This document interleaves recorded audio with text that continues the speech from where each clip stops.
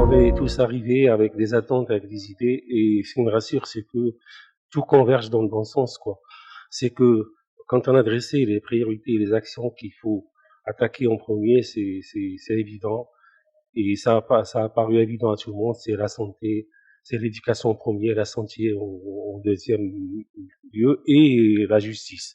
Bon, je ne parle pas des autres, mais ça, c'est le plus important. Et c'est là où il faut axer nos efforts pour le développement objet de cette conférence d'aujourd'hui.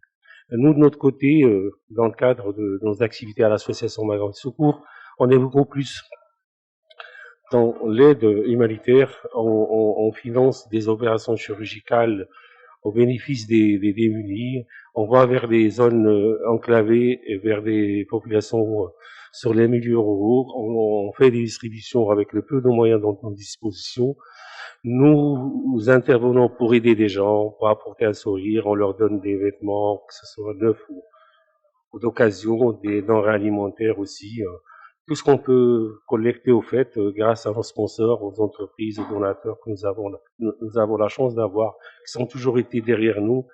On réussit aussi à sauver des vies parce qu'il y a des bébés qui naissent avec des déformations à leur naissance, avec un cœur percé par exemple. C'est des bébés qui sont en danger de mort. Puis on a la chance et le bonheur de pouvoir participer à ces actions-là. On sauve des vies vraiment et merci aux donateurs, à toute la population qui est derrière nous et voilà. Donc, je vous remercie. Par rapport aux attentes, on a remarqué que la santé et l'éducation ressortent en premier. Quels sont selon vous, les besoins clés, notamment puisque vous travaillez dans les régions reculées? On remarque qu'il y a certaines disparités territoriales. Quelles sont selon vous les actions à mener dans ce sens pour réussir ce nouveau monde? Ben, déjà, bon,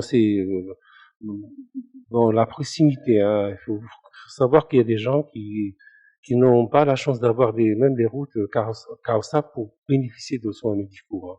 Que ce soit pour des cas graves ou que ce soit je ne parle pas des visites préventives, hein, parce que là, de ce côté-là, c'est un luxe. Hein.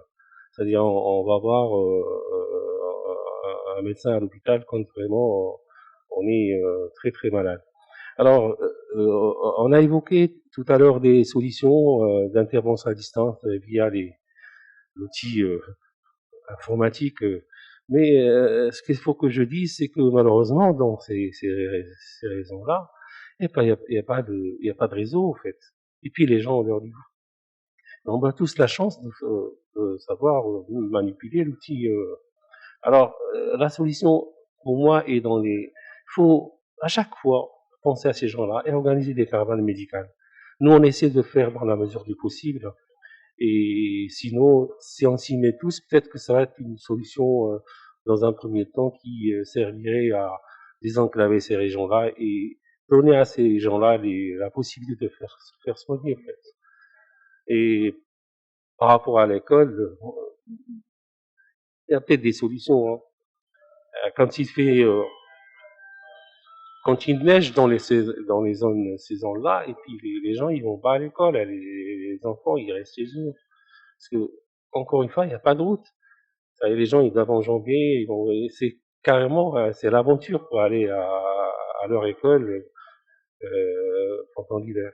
Et c'est là-dessus, je crois il y a des efforts à faire. Hein. Peut-être qu'il faut assurer un transport déjà pour ces gens-là, dans quelle mesure il faut le financer, qui c'est qui va s'en occuper.